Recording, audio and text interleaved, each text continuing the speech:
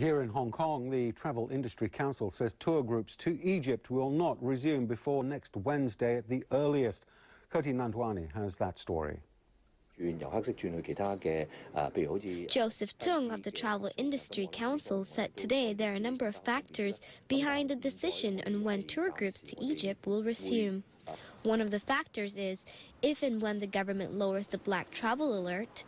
Tung also cited the information given to them by tour groups in Egypt and the views of Hong Kong travel agencies organizing tours to Egypt.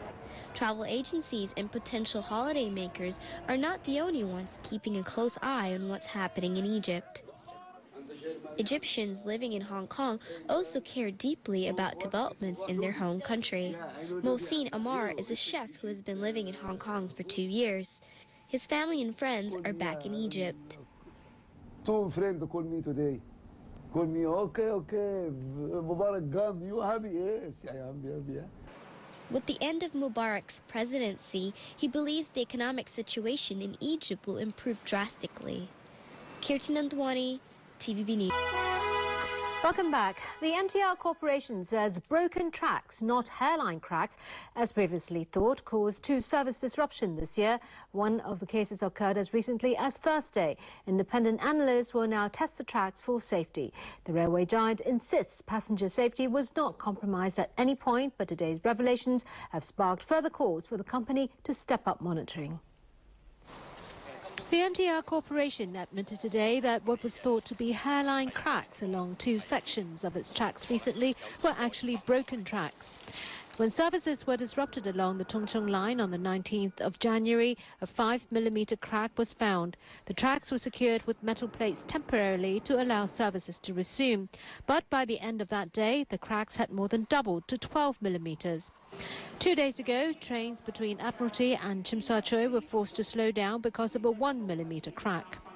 Having crack is a kind of a normal phenomenon that it will happen occasionally, and its most important is that we have a very comprehensive maintenance regime. He said cracks are typically caused by weather changes, overloading or impurities in the metal. Edmund Leung, a former chairman of the Hong Kong Institution of Engineers, said impurities are the most likely cause, but problems during the installation of the tracks can also lead to cracks. Those sections of the tracks have been replaced and the parts are now being tested at a local university and a lab in the United States to try to find out what caused them to break. The rail company stressed that passengers were not put at risk at any point because the tracks were secured by numerous bolts. They are checked using ultrasound every 2 weeks and inspected by the naked eye every 3 days. Legislator Andrew Chang is worried that the MTR Corporation was trying to play down the incidents. He is concerned that the fault was the result of inadequate and infrequent inspections.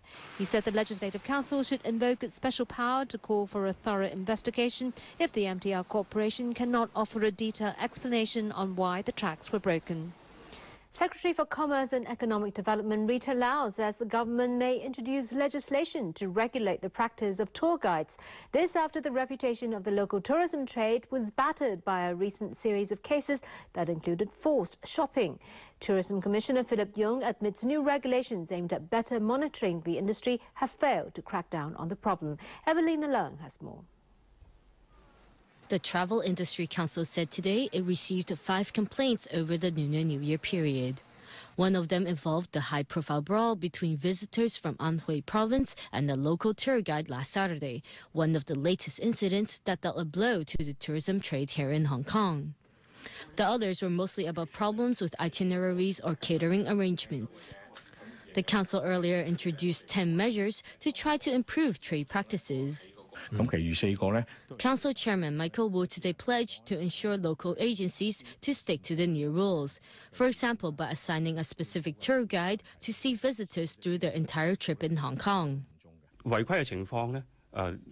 Tourism Commissioner Philip Yung, for his part, conceded that violations are inevitable. But the aim is to minimize them in order to protect the reputation of the local tourism industry. Yung said a report will be submitted to the Legislative Council at the end of the month to review the structure of the tourism sector. This will include whether the trade should be regulated by the government or if a new watchdog body should be set up. This as the role of the Travel Industry Council comes under scrutiny. Critics have questioned whether it's appropriate for a body that represents the interests of the industry to serve a monitoring role at the same time. In a letter to Hong Kong broadcast on RTHK this morning, Secretary for Commerce and Economic Development Rita Lau said the row last Saturday was regrettable. She said the government would not tolerate agencies that fail to comply with regulations. They are subject to a demerit point system in which they will lose their license if they violate the rules once too often. Lau said the government will study if legislation is needed to regulate the practice of tour guides. Evelina Lang, TVB News. And more overseas news, and a Turkish committee investigating Israel's deadly raid on a Gaza-bound